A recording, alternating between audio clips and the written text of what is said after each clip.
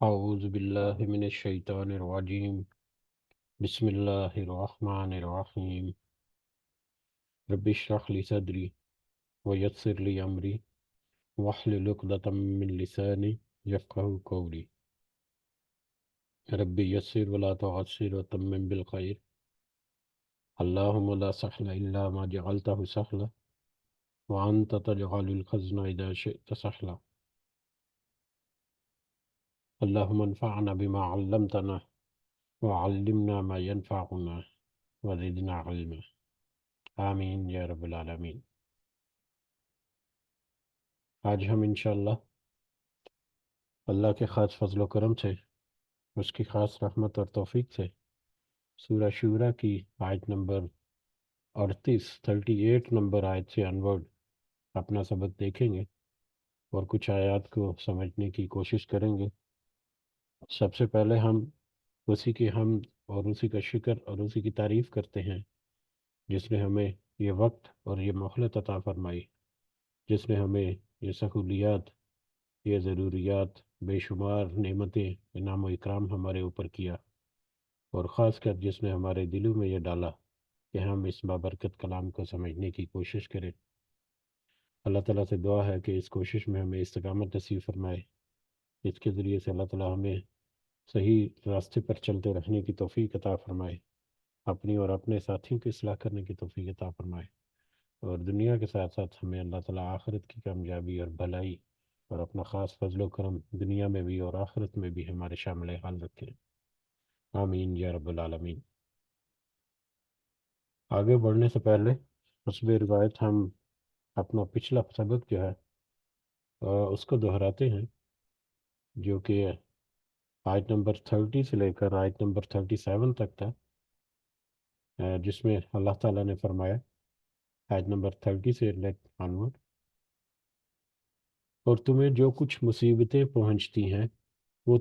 تمہارے اپنے ہاتھوں کے کرتوت کا بدلہ ہے، اور وہ تو بہت سی باتوں کو درگزر فرما دیتا ہے، اور تم ہمیں زمین میں عاجز کرنے والے نہیں ہو۔ تمہارے لیے سوائے اللہ تعالیٰ کے کوئی کارساز نہیں اور نہ ہی کوئی مددگار، اور دریا میں چلنے والی پہاڑیوں جیسی کشتیاں اس کی نشانیوں میں سے ہیں، اگر وہ چاہے تو ہوا بند کر دے اور یہ کشتیاں سمندروں پر رکی رہ جائیں، یقیناً اس میں ہر صبر کرنے والے شکر گزار کے لیے نشانیاں ہیں، یا انہیں ان کے کرتوتوں کے باعث تباہ کر دے، وہ تو بہت سی خطاؤں سے درگزر فرمایا کرتا ہے، اور تاکہ جو لوگ ہماری نشانیوں میں جھگڑتے ہیں وہ معلوم کر لیں کہ ان کے لیے کوئی چھٹکارا نہیں، وہ تو تمہیں جو کچھ دیا گیا ہے وہ زندگانی دنیا کا کچھ یوں ہی سا اسباب ہے، اور اللہ کے پاس جو ہے اس سے بدرجہ بہتر ہے اور بہت باعثار ہے۔ اور ان کے لیے جو ایمان لائے اور صرف اپنے رب ہی پر بھروسہ رکھتے رہے، اور کبیرہ گناہوں اور بے حیائیوں سے بچتے رہے، اور غصے کے وقت بھی معاف کر دیتے تھے۔ یہ ہمارا پچھلا سبق جو ہم نے دیکھا، اس میں ہم نے دیکھا کہ اللہ تعالیٰ نے ان لوگوں کے جو ایمان لائے اور جنہوں نے ایمان کے ساتھ اپنے رب کے اوپر بھروسہ کیا، جن کا کہ ٹھکانہ جو ہے اللہ تعالیٰ کے پاس، جن کا اجر یا جن کا بدلہ جو ہے وہ صرف اللہ تعالیٰ ہی کے پاس ہے قیامت کے دن، اور وہ نیک بدلہ جنتوں کی شکل میں اللہ کے فضل و کرم کے ساتھ۔ تو ان کی کچھ اوصاف، ان کی کچھ خصوصیات جو ہیں، یا ان میں پائی جانے والی کچھ صفتیں جو ہیں، ان کا ذکر ہم نے دیکھا کہ شروع ہوا پچھلی آیت سے۔ اور سب سے پہلے جو اس میں ہم نے دیکھا کہ ایمان لانے کے ساتھ ساتھ سب سے پہلی صفت جو ہے ایمان اور عقائد جو ہیں، ان کی بنیادی جو گواہیاں اور جو بھی ان کی اوت ہے، وہ سارے ہونے کے بعد پہلا کام وہ صرف اپنے رب پر بھروسہ رکھتے ہیں، اور اس کے بعد ہم نے دیکھی تھی پچھلے سبق میں کبیرہ گناہوں سے وہ اپنے آپ کو بچاتے ہیں، بے حیائیوں سے آپ بچتے ہیں، اور غصے کے وقت بھی معاف کر دیتے ہیں۔ تو یہ تین چار ہم نے خصوصیات ان نیک بندوں کی جن کے اوپر اللہ تعالیٰ خاص اپنا فضل و کرم آخرت میں ہوگا، ان کی اوصاف جب ذکر ہو رہے ہیں آگے جب ہم آیات میں دیکھیں گے، تو یہی جو ان نیک بندوں کے اوصاف جو ہیں وہ ہمیں مزید کیا کیا اس کی نشانیاں ہیں، یا کیا کیا ان میں کوالٹیز ہونی چاہیے ایک اللہ کے نیک بندے میں، اللہ کے جو آخرت کا فضل و کرم ہے اس کو، اس کا حقدار ہونے کے لیے، اس کا عام فردہ دیکھتے ہیں کیا ہے۔ آیت نمبر 38 سے ہم اپنا سبق شروع کریں گے۔ اعوذ باللہ من الشیطان الرجیم۔ ایک دفعہ کیونکہ سلسلہ کرام وہی پچھلی آیات سے ہے، تو ایک دفعہ صرف اوصاف کی طرف واپس آتے ہیں۔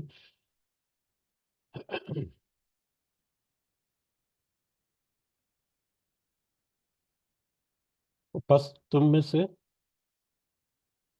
پس جو بھی تم دیے گئے ہو کوئی چیز، تو یہ دنیا کی زندگی کا عارضی ٹھکانہ ہے، لیکن جو اس دنیا کی زندگی سے، دنیا کے اس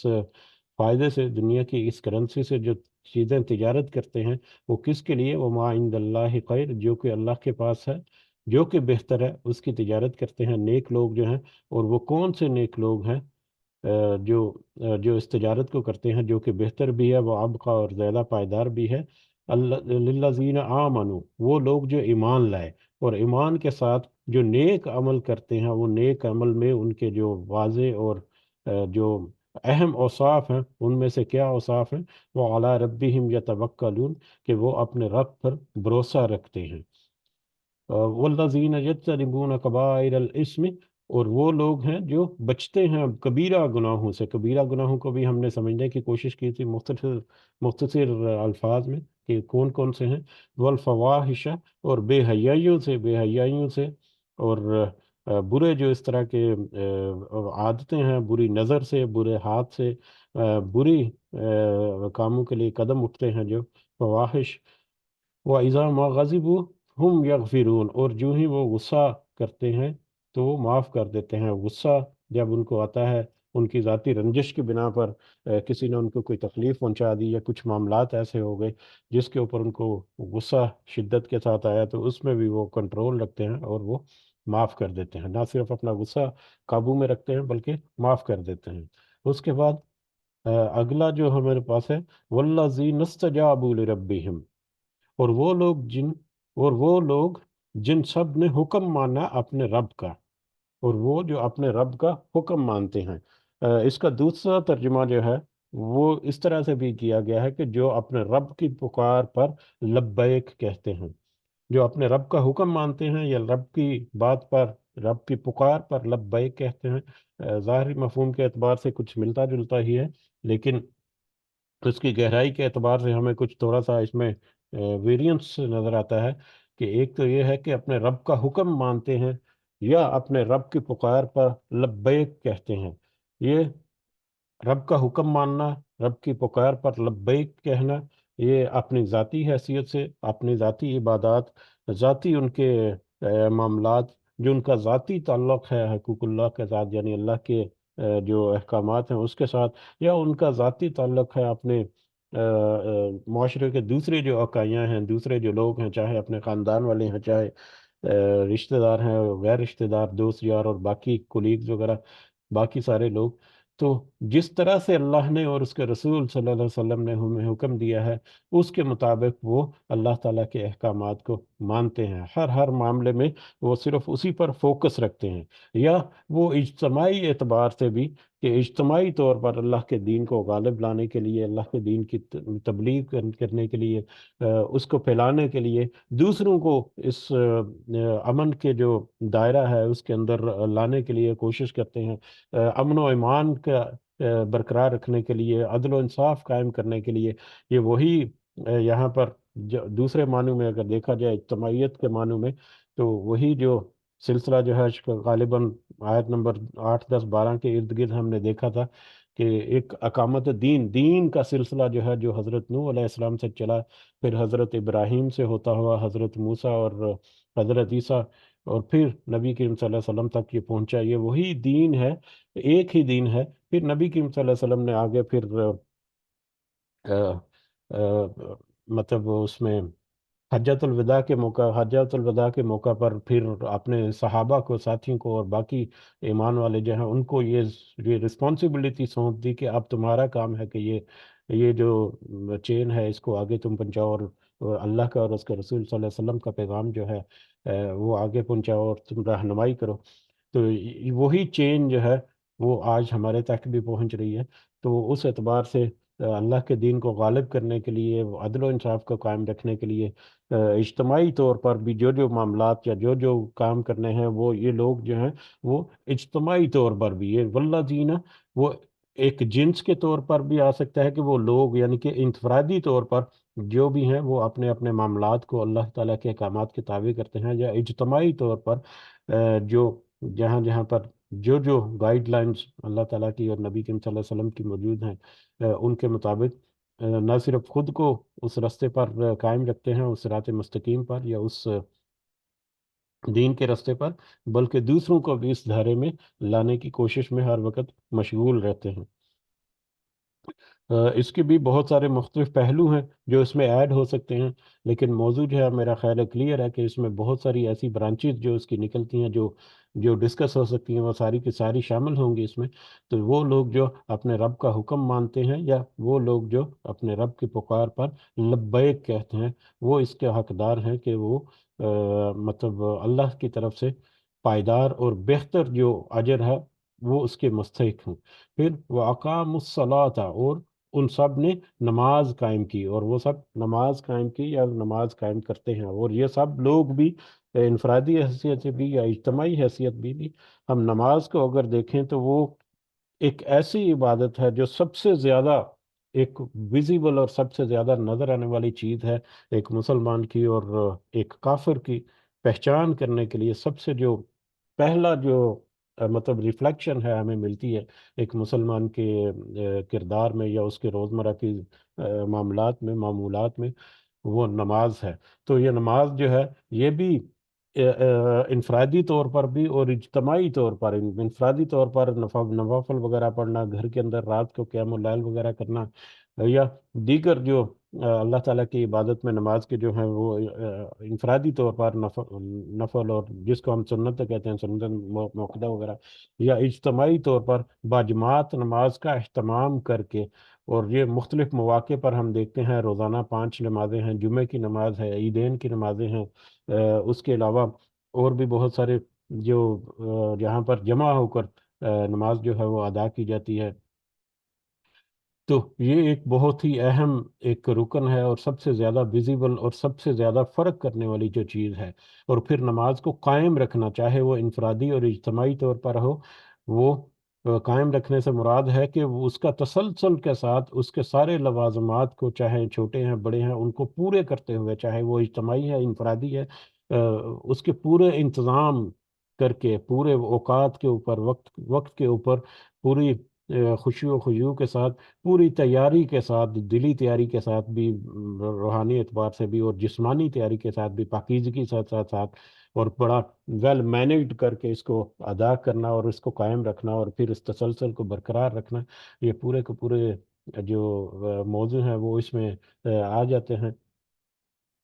تو وہ نماز کو قائم رکھتے ہیں یا قائم کرتے ہیں، یا ان سب نے نماز قائم کی انفرادی طور پر بھی اور اجتماعی طور پر بھی۔ وہ امرہم، اور ان کا کام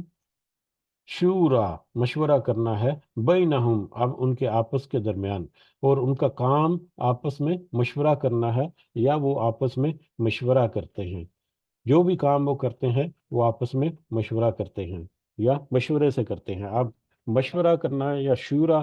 یہ اسی سے اس سورہ مبارکہ کا نام بھی ہم نے دیکھا کہ سورہ شورا ہے۔ تو یہ ایک بہت ہی اہم ایک حکم ہے،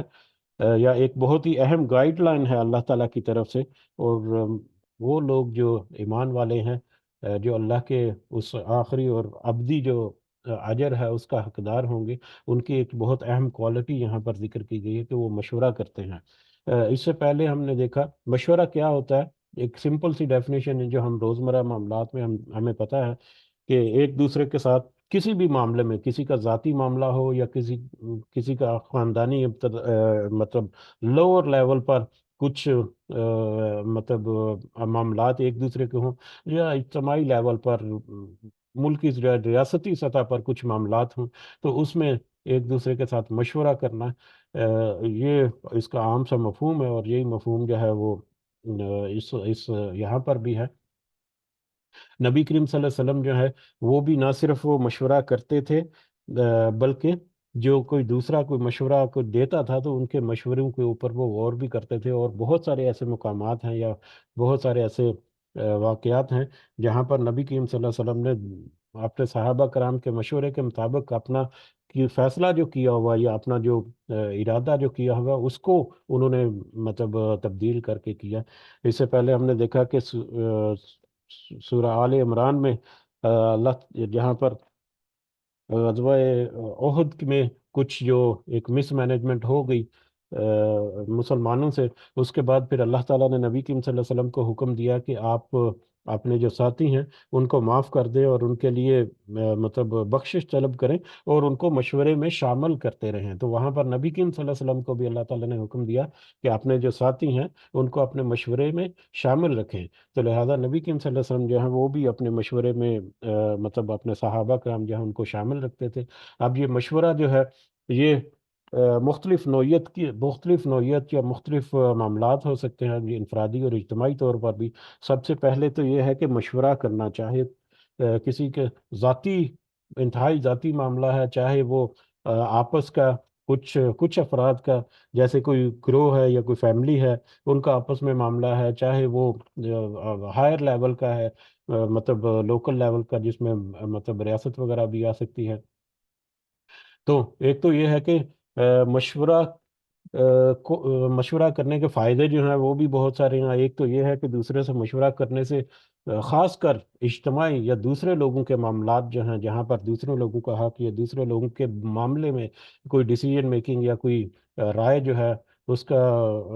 مطلب اہتمام کرنا ہو، تو اس میں بھی یہ انتہائی ضروری ہو جاتا ہے کہ ایک شخص جو ہے وہ اپنی صرف منمانی نہیں بلکہ دوسروں کو بھی آن بورڈ لیتا ہے۔ تو اس سے اس کی اپنی انا جو ہے اس کو قابو رکھنے میں بھی بڑی مدد ملتی ہے۔ دوسروں کی نظر میں جو مشورہ کرتا ہے اس کا مقام جو ہے وہ بھی بہت مطلب بلند ہوتا ہے یا بہتر ہوتا ہے کہ اس نے اپنے ذاتی یا اپنے کسی معاملے میں کچھ مشورہ کیا۔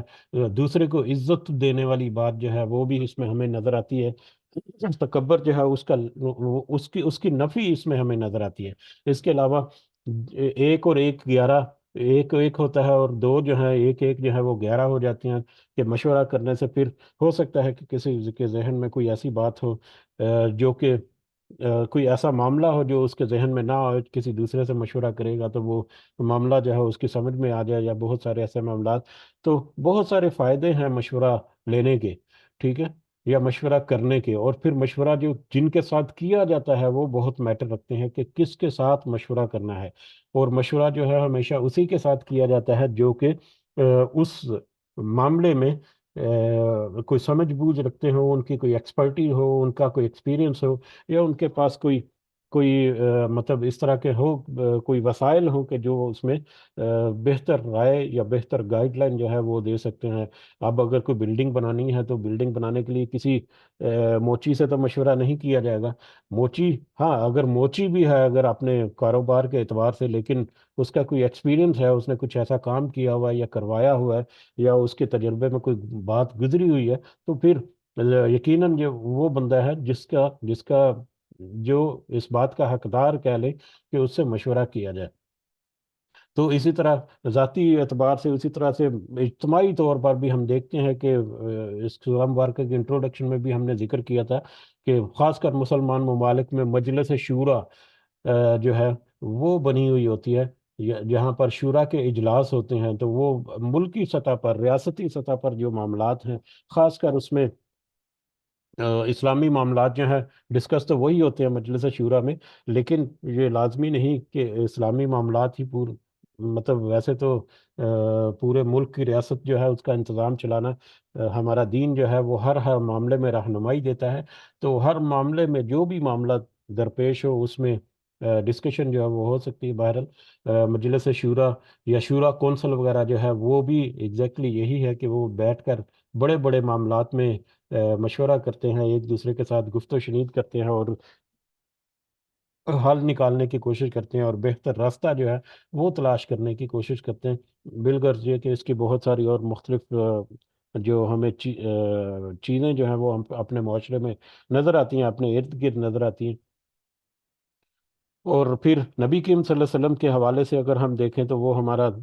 مطلب ہمیں ضرور دیکھنا چاہیے، باقی ہم چھوٹے چھوٹے میٹر جو ہیں ان کو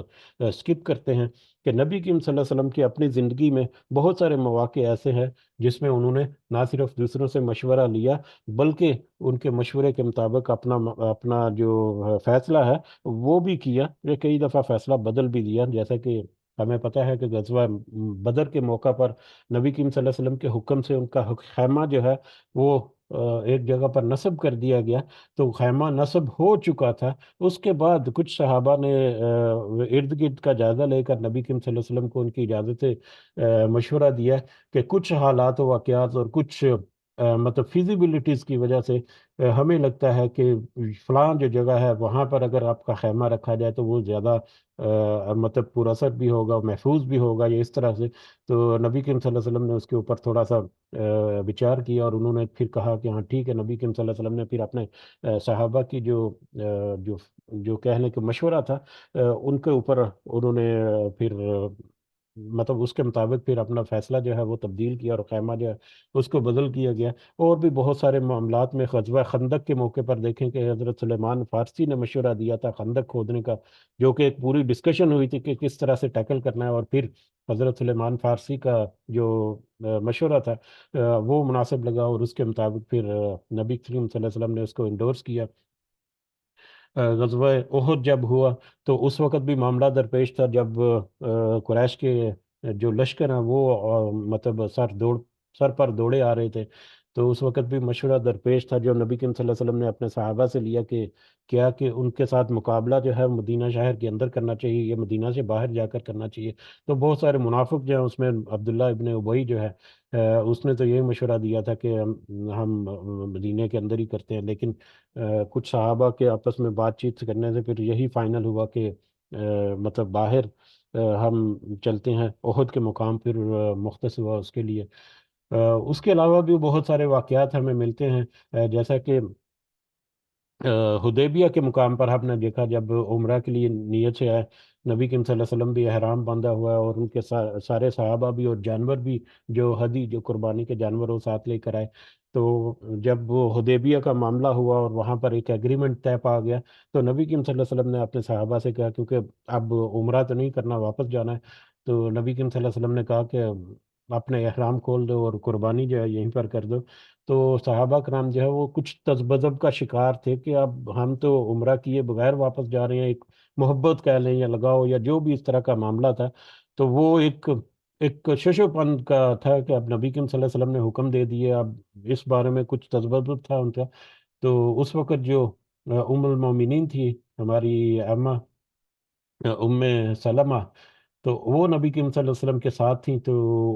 ان کے ساتھ نبی کریم صلی اللہ علیہ وسلم نے مشورہ کیا ہے، ان سے بات کی کہ یہ معاملہ ہے۔ تو ام سلمہ جو ہیں انہوں نے وہاں پر مشورہ کیا نبی کریم صلی اللہ علیہ وسلم کا کہ آپ اپنا احرام کھولیں اور اپنی قربانی کریں،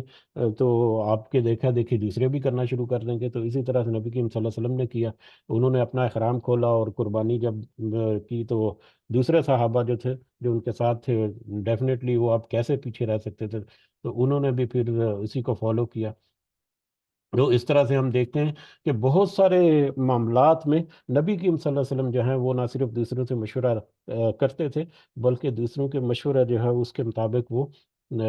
مطلب ان کو فوقیت بھی دیتے تھے، اور جہاں پر مناسب ہوتا تھا ان کے مشورے کو مانتے بھی تھے۔ تو لہٰذا یہ مشورہ کرنا ہمارے اپنے معاملات میں دیکھیں تو انتہائی اہم اور انتہائی ضروری ہے، اور یہ بہت ہی اہم ایک کوالٹی ہے ایک نیک بندے کی، کہ وہ کسی بھی معاملے میں کسی دوسرے سے مشورہ کرتا ہے۔ ہاں یہ لازم ہے کہ جو ہم دین کے پرسپیکٹو میں جب بات کر رہے ہیں تو یہ مشورہ جو ہے یہ اللہ کے احکامات کے متعلقہ ہو، اپنے آپ کو اس جو صراط مستقیم ہے اس کے اوپر، یا یہ جو دین کا راستہ جس کا ہم تسلسل ہم دیکھ رہے ہیں، جو لڑی چلتی آ رہی ہے حضرت نوح علیہ السلام سے، اسی راستے کے اوپر چلتے ہوئے یہ معاملے جو ہیں ان کو یہ مشورہ اگر تو کچھ ایسے معاملات میں ہوگا جو دنیاوی معاملات ہیں، دنیا میں کچھ بزنس ایسے ہیں جو کہ اللہ تعالیٰ کے احکامات کی خلاف ورزی کرتے ہیں، کچھ معاملات ایسے ہیں کسی کے خلاف کوئی اقدامات کرنے کے لیے، کسی کو تکلیف پہنچانے کے لیے کوئی آپس میں بیٹھ کر گفت و شنید کر رہا ہے، تو وہ اس سے مستثنیٰ ہوں گے۔ اور یقیناً وہ سارے کے سارے لوگ جس سے مشورہ کیا جا رہا ہے، یا جو مشورہ لے رہا ہے، یا جو اس مشورے میں آن بورڈ ہوتا ہے، وہ سارے کے سارے اس گناہ میں ملوث بھی پائے جائیں گے۔ تو لہٰذا یہ پرسپیکٹیو جو ہے، نیک لوگوں کے پرسپیکٹیو میں اگر بات کریں تو اللہ تعالیٰ کے احکامات کے مطابق، اب شادی بیاہ کے سلسلے میں جب دیکھتے ہیں یا اس طرح کی جو معاملات ہوتے ہیں، تو اس میں بھی مشورہ کیا جاتا ہے، یہ عام رواج ہے۔ لیکن اس میں مشورہ کیا ہوتا ہے کہ مائیاں کیسے ہونی ہے، اور مہندی کیسے ہونی ہے، اور اس طرح کی رسم و رواج جو ہے، دول پلائی کیا ہوگی، اور اس کے کتنے وہ فیس وغیرہ جو مقرر کی ہوتی ہیں دوپٹہ تاننے کی، اور پتہ نہیں، ہم آپ سب کو پتہ ہی ہے کہ یہ ساری چیزیں جو ہیں یہ باطل چیزوں میں آ جاتی ہیں، اور ان مشورے سے پھر اللہ تعالیٰ کی طرف سے کوئی اجر کی امید رکھنا، وہ ایسا ہی ہے جیسے بغیر بیج بوئے ہم جو فصل کی امید رکھتے ہیں۔ تو لہذا یہ مشورہ جو ہے، یہ اسلامک پرسپیکٹیو میں، ہمارے دین کے پرسپیکٹیو میں رہتے ہوئے اپنے آپ کو دوسروں کے ساتھ جوڑنا جو ہے، اور دوسروں کے اور پھر جو مشورہ مانگے اس کو بھی نیک نیتی کے ساتھ اور بڑے پرخلوص انداز میں بہترین مشورہ دینا، یہ ایمانت ہوتی ہے۔ اگر کوئی مشورہ مانگے تو اس کے مشورے کا جواب دینا جو ہے، وہ آپ کے پاس ایمانت ہے۔ جو بھی آپ کے پاس ایکسپرٹیز ہے یا وسائل ہے، یا جو بھی آپ کے پاس اللہ تعالیٰ نے علم دیا ہوا ہے، یا جو فہم اور جو بصیرت اللہ تعالیٰ نے آپ کو دی ہوئی ہے، اس کے مطابق تو مشورہ کرنا یہ ایک بہت ہی اہم معاملہ، جس کے بارے میں ہم نے سمجھنے کی بہت سارے اور پہلو بھی یقیناً اس کے نکلتے ہیں۔ تو لہٰذا ہمیں بھی چاہیے کہ ہم ایک دوسرے کے ساتھ مشورہ جو ہے آپ بہت سارے معاملات میں ضرور کیا کریں جہاں تک ممکن ہو، تاکہ اللہ تعالیٰ کے اس حکم کی فرما برداری جو ہے وہ بھی ہوتی رہے، اور ہمیں اپنا بہتر راستہ جو ہے وہ بھی چوز کرنے میں مدد ملے۔ اس کے بعد آگے ہے وَمِمَّا رَزَقْنَاهُمْ، اور اس میں سے جو ہم نے رزق دیا انہیں، يُنْفِقُونَ، وہ انفاق کرتے ہیں، وہ خرچ کرتے ہیں۔ اور اس میں سے جو ہم نے ان کو رزق دیا وہ سب خرچ کرتے ہیں۔ اور وہ لوگ جو ہیں، یہ بھی چاہے وہ انفرادی طور پر ہیں، چاہے وہ اجتماعی طور پر ہیں، اللہ تعالیٰ نے ان کو جو رزق دیا ہے اس میں سے وہ خرچ کرتے ہیں۔ اب اللہ تعالیٰ نے جو رزق دیا ہوا ہے، عام مفہوم یا عام طور پر جو اس کا ٹرانسلیشن جو ہے، جہاں پر بھی رزق کی ڈیفینیشن یا معاملہ آتا ہے، تو وہ عام طور پر اس کا سادہ سا مفہوم یہی لیا جاتا ہے کہ جو اللہ تعالیٰ نے جو مال دیا ہوا ہے، یا اللہ تعالیٰ نے جو مطلب وسائل دیے ہوئے ہیں، ان کو وہ اللہ کے راستے میں خرچ کرتے ہیں۔ ٹھیک ہے، وہ ایگزیکٹلی بالکل ٹھیک ہے، لیکن رزق رزق جو ہے، اس کا براڈ ڈیفینیشن جو ہے وہ ہمیشہ اپنے ذہن میں رکھیں اگر، تو ہمیں بہت وسعت اس میں نظر آتی ہے کہ اللہ تعالیٰ کے رزق جو ہیں وہ طرح طرح کے ہیں جو ہمیں ملتے ہیں، نہ صرف یہ مال و دولت یا مادی وسائل جو ہیں، ان کے علاوہ اگر کسی کے پاس کوئی علم ہے تو اس کو دوسروں تک پہنچانا، کسی کو بصیرت دی ہوئی ہے یا فہم و فراست دی ہوئی ہے، جیسے کہ یہ مشورہ لینے کے چیپٹر میں ہم نے دیکھا ابھی، تو وہ دوسروں کو اچھا مشورہ دینا، یہ بھی اللہ تعالیٰ نے جو اس کو رزق دیا ہے، اس کو رزق کو اللہ تعالیٰ کے راستے کے اوپر خرچ کرنے کے مترادف ہے۔ کسی کے پاس کوئی ہمت نہیں ہے، کوئی پیسہ نہیں ہے کسی کے پاس، تو وہ کسی اپنی جو اللہ تعالیٰ نے اسے صحت دی ہے، اس صحت کو یوز کر کے کسی کے لیے فائدہ دے سکتا ہے، یا اسلام کے راستے میں مطلب اللہ سے اجر لینے کے لیے کچھ کوشش کر سکتا ہے، تو وہ بھی در حقیقت اپنے اللہ تعالیٰ کے دیے ہوئے رزق میں سے خرچ کرنے کے مترادف ہے۔ تو جب ہم اس کو براڈ کنسیپٹ میں یا براڈ ویژن میں، براڈ ویو جب اس کو دیکھیں گے، تو ہمیں پتہ چلے گا کہ دنیا میں کوئی ایسا انسان نہیں جو یہ کہے کہ میرا پاس کوئی ایسا رزق نہیں ہے، کہ میرے پاس ایسی کوئی چیز نہیں جو میں اللہ کے راستے میں خرچ کر سکوں۔ ہر انسان کے پاس جو کہ ذی شعور ہے، ذی عقل ہے، اور ذی فہم ہے، اس کے پاس کچھ نہ کچھ ایسا ہے جو اللہ کے راستے میں کھپا سکتا ہے، خرچ کر سکتا ہے۔ اور پھر خاص کر مال کے بارے میں تو کوئی دو رائے نہیں۔ اور یہی مال جو ہے در حقیقت یہ سب سے بڑا فتنہ ہے، جس کو بار بار ہم احادیث میں بھی دیکھ رہے ہیں کہ مسلم امت جو ہے اس کے لیے فتنہ جو ہے اس کی مال ہے۔ تو بہرحال جو بھی اللہ تعالیٰ نے ان کو رزق دیا ہے اس کو وہ خرچ کرتے ہیں، اور رزق کو پھر خرچ کہاں پر کرنا ہے، کیسے کرنا ہے، کن لوگوں کے اوپر کرنا ہے، یہ ایک بہت اہم ٹاپک ہے جو گاہے بگاہے ہم دیکھتے رہتے ہیں۔ جب انشاءاللہ نیکسٹ ٹائم آئے گا تو ہم ضرور اس کے اوپر دوبارہ سے یاد دہانی بھی کریں گے۔ حال یہ یہاں پر چلتے چلتے ضرور اتنا میں ایڈ کرنا چاہوں گا، رمضان کی آمد بھی ہے، اس کے ساتھ بھی اس کا ایک کنیکشن جو ہے وہ کر لیں بے شک، کہ وہ لوگ جو سفید پوش ہیں، وہ لوگ جو سفید پوش ہیں ان کو کبھی مت بھولیں۔ جو دوسروں کے آگے ہاتھ پھیلا کر مطلب مانگنے والے ہیں، ان کے لیے بہت ہوتا ہے، ان کے لیے یقیناً ان کو دینا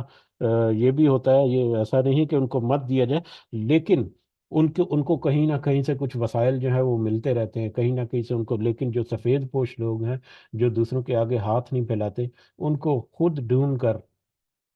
ان کی مدد نہیں، ان کی خدمت کرنا جو ہے یہ ہمارے اوپر بہت اہم ہے، اور مجھے ذاتی طور پر لگتا ہے کہ یہ جو ہے یہ اس کو ہمیں ضرور رکھنا چاہیے اپنے ذہن میں ہمیشہ، جب بھی اللہ تعالیٰ ہمیں کوئی ایسا موقع دیں کہ ہم کسی کے اوپر خرچ کر سکیں تو سفید پوش جو ہیں، ویسے تو ہمیں پتہ ہے کہ چین جو ہے سب سے قریبی رشتہ دار جو ہیں وہ پہلے حقدار ہوتے ہیں، لیکن اس کے علاوہ بھی اپنے قریبی رشتہ داروں میں بھی بہت سارے ایسے معاملات ہیں جو ہم دیکھیں تو ہمیں نظر آ جاتے ہیں۔ بارہ وَمِمَّا رَزَقْنَاهُمْ يُنْفِقُونَ، اور اس میں سے جو ہم نے رزق دیا انہیں وہ خرچ کرتے ہیں۔ وَالَّذِينَ إِذَا أَصَابَهُمْ، اور وہ لوگ جب ان پر آتی ہے بغیو، کوئی زیادتی، اور وہ لوگ جب ان پر کوئی زیادتی ہوتی ہے، ہم ینتصرون، وہ سب بدلہ لے دیتے ہیں۔ وہ لوگ جن کے اوپر کوئی زیادتی کی جاتی ہے تو وہ بدلہ لے دیتے ہیں۔ اس سے پہلے ہم نے دیکھا ان آیات کے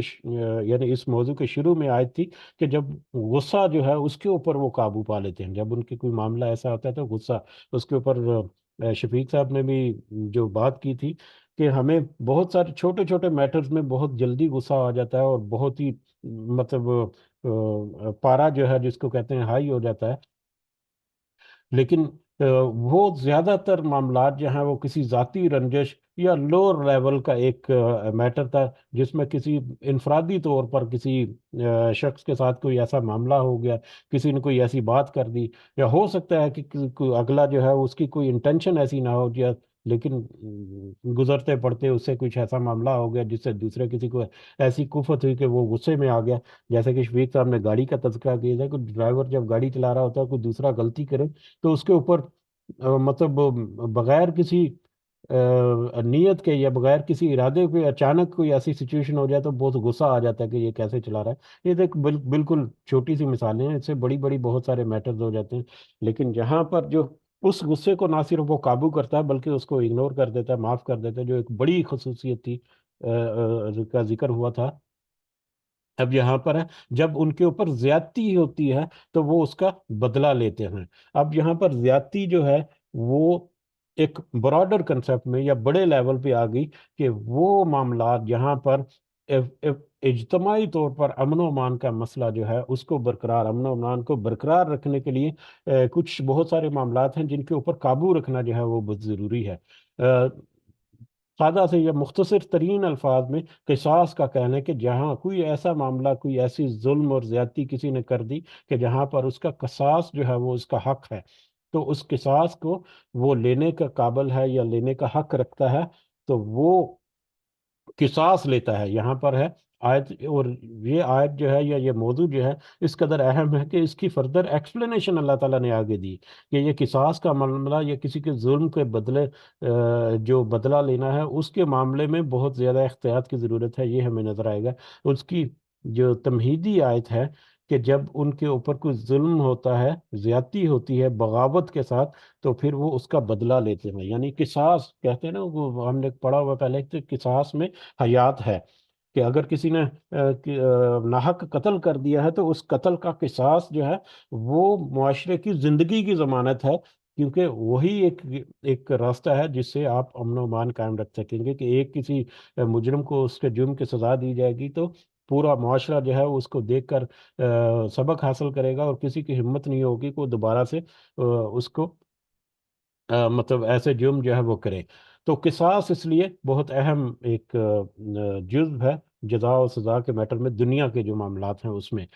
تو جب ان کے ساتھ کوئی ایسا معاملہ ہوتا ہے تو وہ بدلہ لیتے ہیں، یعنی وہ قصاص کا انتظام کرتے ہیں یا قصاص لیتے ہیں۔ اب اس کی آگے فردر ایکسپلینیشن بھی آئے گی، لیکن جب قصاص کا میٹر ہو جائے، اب ہم تو یہ سمجھ گئے نا کہ یہ بڑی ایک تھوڑا سے اوپر کی لیول کی معاملہ آ گیا،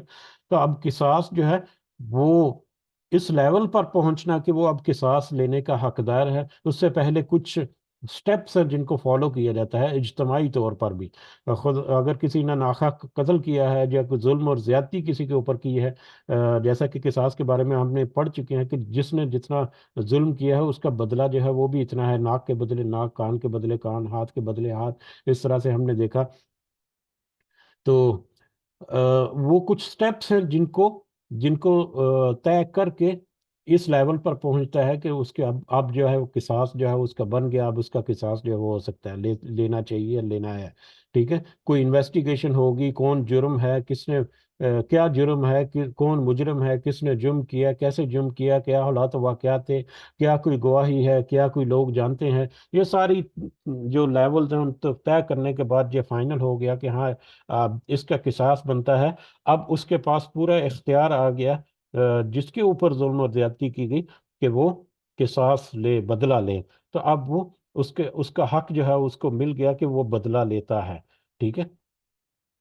اب وہ قصاص کا بدلہ لیتا ہے، لے سکتا ہے یا لیتا ہے، یا قصاص، یہ بھی ایک بہت بڑی بات ہے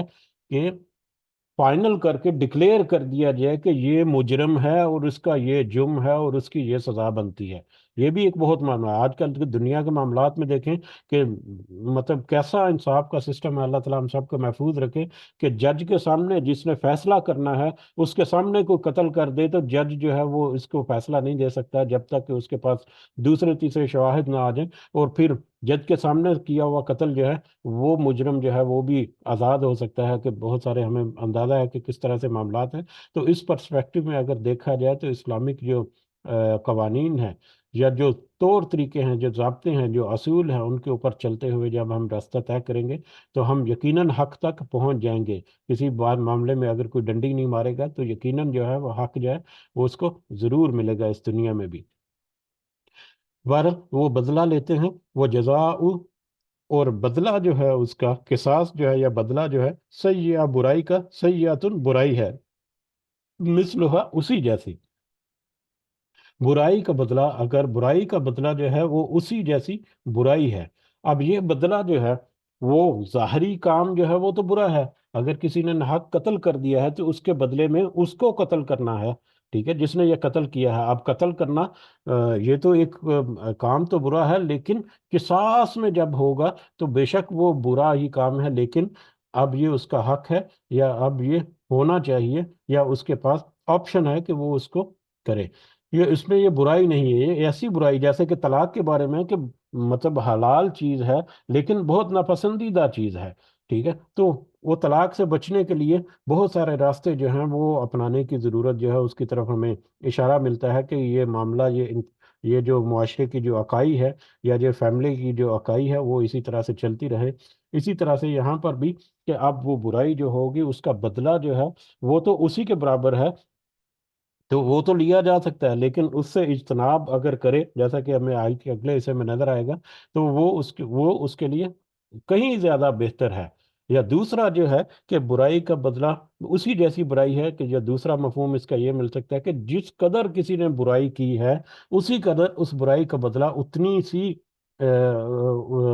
واپس برائی، یا اتنی سی اس کے ساتھ واپس میں معاملہ جو وہ کر کے اس کی حد سے زیادہ کراس نہیں کرنا، ٹھیک ہے۔ یہ ایسا نہیں ہے کہ مطلب کسی نے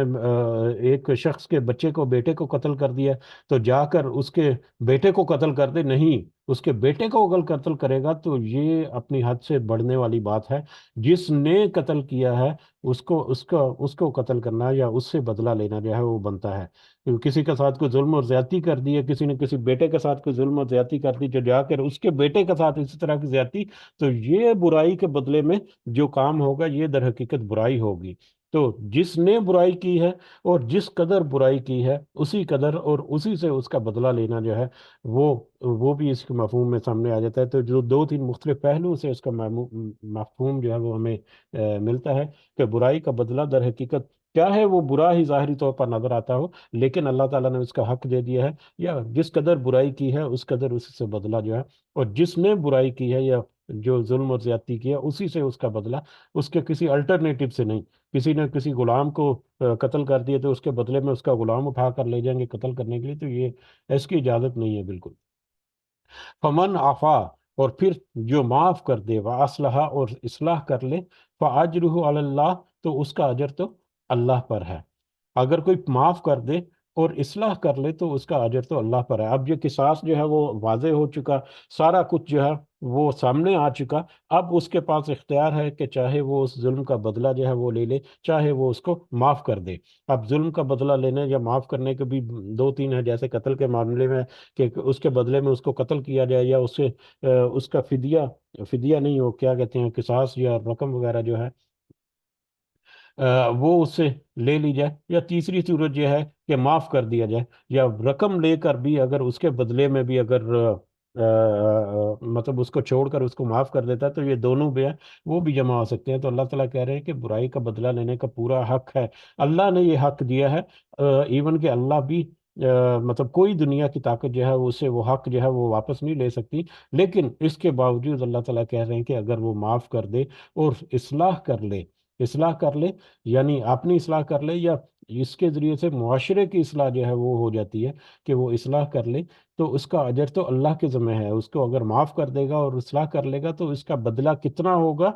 وہ تو دنیا میں بھی کچھ بدلہ جو ہے وہ اس کو سامنے نظر آتا رہے گا کچھ نہ کچھ۔ جب ایسا کوئی معاملہ یا اس طرح سے افو درگزر سے کام لے گا تو ڈیفینیٹلی اس کی معاشرے میں بھی عزت بڑھے گی، جس کو اس نے معاف کیا اس کے قریب اس کی عزت جو ہے وہ بڑھے گی، کل کو وہ اس کا مطیع ہو سکتا ہے، کل کو اس کے کام آ سکتا ہے بہت سارے دنیاوی معاملات میں، چاہے وہ مادی معاملات ہوں، چاہے وہ آپس کے رشتے تعلق وغیرہ کے معاملات ہوں، بہت سارے معاملات میں دنیا میں بھی اس کا یقیناً کچھ نہ کچھ فائدہ وہ لیتا ہے، لیکن اللہ کے ذمہ جو اجر ہے اس کو وہ کاؤنٹ نہیں کر سکتا۔ یہ اللہ کی طرف سے ہی اجر ہے جو دنیا میں اس کو ملتا ہے مختلف انداز میں، لیکن آخرت میں یا اللہ تعالیٰ نے جو غیب میں اس کا اجر لکھا ہے یا مقرر کر رکھا ہے، وہ کوئی انسانی آنکھ وہ تصور نہیں کر سکتی، اور انسانی ذہن جو ہے وہ سوچ نہیں سکتا کس قدر عظیم اجر جو ہے وہ اللہ تعالیٰ نے رکھا ہوا ہے۔ ابھی ریسنٹلی ہم نے دیکھا، لیکن شرط یہ ہے کہ پورے اسلامی تقاضے جو ہیں ان کو پورے کیے جائیں۔ ابھی ریسنٹلی ہم نے دیکھا کہ مکہ میں کچھ میرا کچھ 6 مہینے 8 مہینے پہلے کا واقعہ ہوا ہے، ایک کسی جھگڑے کے درمیان ایک نوجوان نے کسی دوسرے نوجوان کو اس طرح سے وہ قتل ہو گیا یا قتل کر دیا،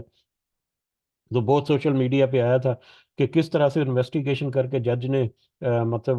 یہ فیصلہ ہو گیا کہ اب کہ اس کا قصاص بنتا ہے، تو اب وہ قصاص کے بدلے میں انہوں نے کہا جی کہ ٹھیک ہے ہم نے اس کا بدلہ جو خون کا بدلہ خون ہی لیں گے ہم، ٹھیک ہے۔ تو اب اس کو راضی کرنے کے لیے کہ اس کو معاف کر دے، کتنی اس کو دولت اور کس طرح سے پورے کے پورے جو قبیلے ان کے جو ان کے لوگ جو ہیں وہ آ کر انہوں نے اپنی پگڑیاں جو ہیں ان کے پاؤں میں رکھی اور اپنے سروں کے اوپر مٹی ڈالی، اور کس قدر وہ سارے سوشل میڈیا کے اوپر اور سارے میڈیا کے اوپر ہم نے دیکھا کہ وہ کیسے معاملہ ہوا۔ اب وہاں پر کسی جج، کسی حکومتی عہدیدار یا کسی سلطنت کے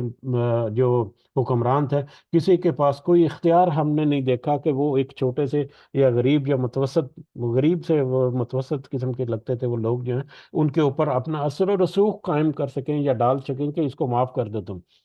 تو یہ ایک مثال جو ہے آج کی دنیا میں ہمیں ابھی ریسنٹلی کچھ عرصہ پہلے جو ہے وہ ملتی ہے۔ بہر جو لیکن جو اب انہوں نے اس میں معاف نہیں کیا تھا، یہ بھی ہے کہ اب دیکھیں انہوں نے اپنا حق لیا، اب اللہ نے ان کو جو حق دیا تھا اس حق کا انہوں نے مطلب وہ بدلہ جو ہے وہ وصول کر دیا اللہ تعالیٰ کے احکامات کے مطابق۔ اگر وہ معاف کر دیتے تو ایک الگ سچویشن ہوتی، لیکن آج ہمارے لیے وہ بہت بڑی اگزامپل ہے کہ ہم دیکھیں کہ اللہ کے قوانین جو ہیں ان کو امپلیمنٹ کرنا، گو کہ اب مجھے پتا ہے کہ بہت سارے ایسے معاملات ہوں گے جس میں سعودی گورنمنٹ یا یہ وہ ان کے بہت سارے معاملات ایسے ہیں جو کہ قابل تنقید ہیں، جن کے اوپر تنقید ہو بھی رہی ہے بہرحال۔ تو یہ پرٹیکولر میٹر کو اگر ہم دیکھیں تو ہمیں بہت بڑی ایک مثال جو ہے وہ ہم نظر آتی ہے آج بھی۔ تو بہرحال جو بدلہ، برائی کا بدلہ صرف اسی جیسی برائی ہے، لیکن جو معاف کر دے اور اصلاح کر لے تو اس کا اجر جو ہے وہ تو اللہ تعالیٰ کے لیے ہے، انہ لا یحب الظالمین۔ اور دیکھو اللہ تعالیٰ ظلم کرنے والوں کو پسند نہیں کرتا۔ اب ظلم کرنے والے، جو پہلا جو بندہ تھا جس نے ظلم کیا، اس نے ظلم کیا تھا، اب اگر وہ اس کا بدلہ جو ہے یا اس کی سزا جو ہے وہ نہیں لیتا اور آئیں بائیں شائیں کرتا ہے اور ناجائز طریقے سے بھاگ بھوگ جاتا ہے، تو در حقیقت وہ اس کے ظلم کی تلوار جو ہے یا اس کے ظلم کا جو جرم ہے، وہ تلوار اس کے اوپر لٹکتی رہے گی جب تک کہ وہ زندہ ہے، اور جب وہ قیامت کے دن اللہ کے حضور حاضر ہوگا تو وہ اس کو کس قدر اس کو سزا یا عذاب ہو سکتا ہے یہ اس کو اندازہ کر لینا. ہاں، لیکن جس نے دنیا میں اپنے ظلم کے بدلے کچھ جو بھی سزا بنتی ہے اس کو اس نے قبول کر لیا، تو اس کے گناہ ضرور ہلکے ہوں گے، اللہ تعالیٰ اس کو معاف بھی کرے گا، اور قیامت کے دن بھی اس کے ساتھ کچھ معاملہ، کیونکہ دنیا میں معاملات جو ہیں اس نے دنیا میں اس کی سزا جو ہے وہ بھگت لی، تو وہ الگ معاملہ ہوگا. لیکن جو اپنے آپ کو اس طرح سے معاملات میں اپنے ظلم پر پھر وہ اکڑتا رہے گا، تو پھر اللہ تعالیٰ ایسے ظالموں کو پسند نہیں کرتا. اور دوسرے معنوں میں بھی کہ کسی نے جس قدر کوئی زیادتی کی ہے اسی قدر اس کے ساتھ بدلہ جو ہے وہ بنتا ہے، اس سے زیادہ اگر لے گا تو جو بدلہ لینے والا ہے وہ ظالموں کی فہرست میں شامل ہو جائے گا، اور وہ ان لوگوں میں شامل ہو جائے گا جن کو پھر اللہ تعالیٰ پسند نہیں کرتا. تو لہٰذا احتیاط کا تقاضا یہی ہے کہ اگر معاف کرنے کی استطاعت ہے اور جو ہے طاقت، تو ضرور معاف کر دے اس کو، کیونکہ یہی ایسا ہے جو ایسے اجر کا حقدار بنا دے گا جو اللہ کے ذمہ ہے، جس کو کوئی دنیا کی آنکھ اور دنیا کی سوچ یا وہ نہیں دیکھ سکتی سوچ سکتی.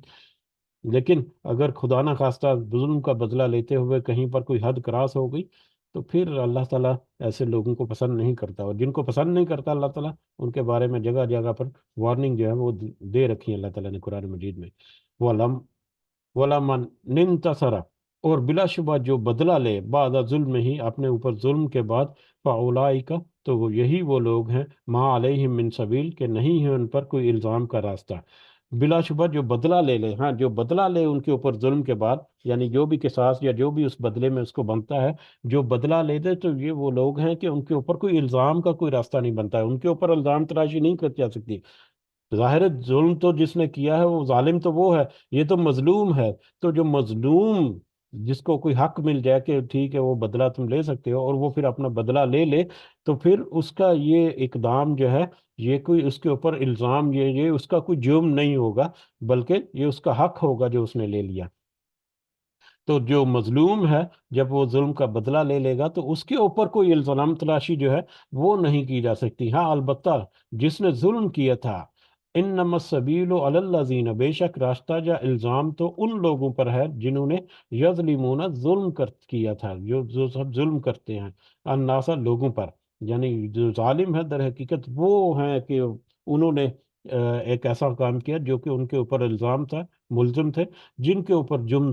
ثابت ہوا. مجرم تو اصل میں وہ تھے جن کی وجہ سے یہ معاملہ سارا طے ہو گیا تھا. وہ یبغون فی الارض، وہ سرکشی کرتے ہیں، اور یہ ظالم جو ہے وہ سرکشی کرتے ہیں فی الارض، زمین میں بغیر حق، ناحق طریقے سے. یہ وہ لوگ ہیں، یا یہ ظلم کا بدلہ وہ ہے جس میں پھر لوگ جو ہے وہ سرکشی کرتے ہیں ناحق زمین میں، ناحق اللہ تعالیٰ کے احکامات کو رونتے ہوئے اپنی منمانی سے وہ ظلم کرتے ہیں.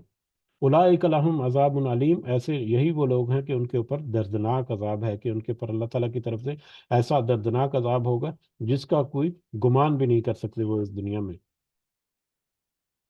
وَلَمَنْ صَبَرَ، ہاں البتہ بلا شبہ جو صبر کرے، وَغَفَرَ، اور معاف کرے، ان ذالک، بے شک یہ، لمن عزم الامور، یہ یقیناً بڑی ہمت کے کاموں میں سے ایک کام ہے. لیکن بے شک جو صبر کرے اور معاف کر دے، یہی وہ ظلم کے بدلے میں یا کسی بھی معاملے کے بدلے میں کوئی غصہ آ جائے وہ بھی اس میں شامل کر لے، بے شک آپ کہ جو بھی ایسے معاملات پر صبر کر لے اور معاف کر لے. دوبارہ سے اللہ تعالیٰ نے اس کو یہ حکم دیا، پہلے تھا کہ اگر وہ معاف کر دے گا تو اس کا اجر جو ہے، اس کا بدلہ جو ہے وہ اللہ کے ذمہ ہے. یہاں پر دوبارہ جی تاکید دی گئی. اس سے ہمیں یہ بھی اندازہ ہوتا ہے کہ اگر کوئی ظلم زیادتی کوئی کرے تو سارا کچھ ہاتھ میں ہونے کے باوجود، سارے مطلب حق مل جانے کے باوجود اگر وہ اس حق کو چھوڑ دے اور صبر کر کے معاف کر لے، تو یہ بڑی ہمت کے کاموں میں سے کام ہے. یہ اب دوسری طرف اس کا اللہ تعالیٰ نے اجر اتنا کیوں مقرر کر رکھا کہ غیب میں رکھا، بتایا نہیں، صرف یہ بتا دیا کہ اللہ کے ذمہ یہ اجر ہے اس کا، وہ کتنا بڑا ہوگا، وہ ایسے ہی نہیں مل جائے گا، اس کے اوپر صبر اور معاف کرنا ہوگا، اور صبر اور معاف جو ہے یہاں پر اللہ تعالیٰ کہہ رہے ہیں عزم العمر، بڑے ہمت کے کاموں میں سے کام ہے، کہ اس میں وہی کہ اپنی انا جو ہے اس کو مارنا پڑتا ہے، اپنا جو غصہ ہے اس کے اوپر قابو پا کر اپنے آپ کو سنبھالنا پڑتا ہے، اپنے اگر تو کسی اپنے اپنے جو رشتہ دار وغیرہ ہیں، بہن بھائی جو ہے وہ بھی آن بورڈ ہے، وہ بھی اس کے کہہ لیں کہ ان تک بھی اس کی پہنچی ہے کچھ نہ کچھ غم اور کچھ تکلیف جو ہے، جیسے خدا نہ خواستہ کسی کا بھائی یا کسی کے رشتہ دار میں جو کوئی قتل ہو جائے تو سارے اس کے لنکڈ جو رشتے ہوتے ہیں وہ سارے کے سارے تکلیف میں ہوتے ہیں، تو سب کو پھر آن بورڈ لینا اور سب کو پھر سمجھانا بجھانا اور معاف کرنے کی طرف لے کر آنا، کہ کوئی اس میں سے آسانی سے مان جائے، کوئی مشکل سے مانے، ان کو صبر کی تلقین کرنا، پھر اس طرح سے اصلاح کی طرف آنا، تو یہ ایک بہت صبر آزما اور حوصلے کا کام ہے، جس کی وجہ سے اللہ تعالیٰ نے اس کا اجر بھی اتنا بڑا رکھا کہ وہ اپنے پاس وہ مخفی رکھا ہوا ہے، تو یہ بڑی ہمت کے کاموں میں سے کام ہے کسی کے، اگر وہ صبر کرے اور اس کو معاف کر دے۔ یہیں پر رکتے ہیں اللہ تعالیٰ سے دعا کے ساتھ کہ اس میں جو ہم نے ان لوگوں کے اصحاب جن کے اوپر ہمیشہ جاری و ساری رہنے والی بھلائی اور اجر جو ہے اللہ تعالیٰ دیں گے، جس کے وہ حقدار ہیں، ان کے کچھ اوصاف بیان کیے ہیں۔ اللہ تعالیٰ سے دعا ہے کہ ان اوصاف کے اوپر ہمیں سمجھ کے بعد عمل کرنے کی اور اپنی اصلاح کرنے کی توفیق عطا فرمائے۔ آمین یا رب العالمین۔ وما علینا الا البلاغ المبین۔ جی کچھ اضافہ آپ کرنا چاہیں تو کر سکتے ہیں، جزاکم اللہ خیرا کثیرا۔